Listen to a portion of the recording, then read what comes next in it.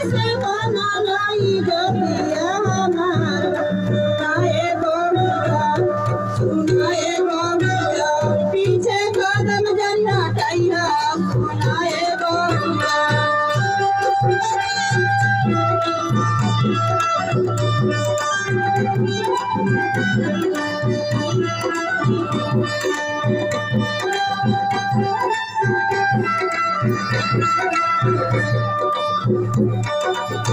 बाबा साहब कले साबा मिली जुली रैया सुनाए गोपिया पीछे कदम जन्ना टैया सुनाए गोपिया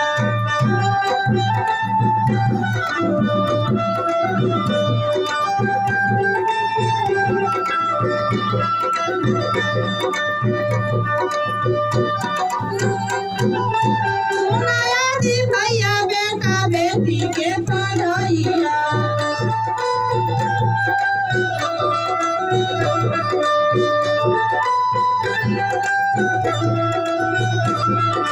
सुनाया दी भैया बेटा बेटी के पढ़ैया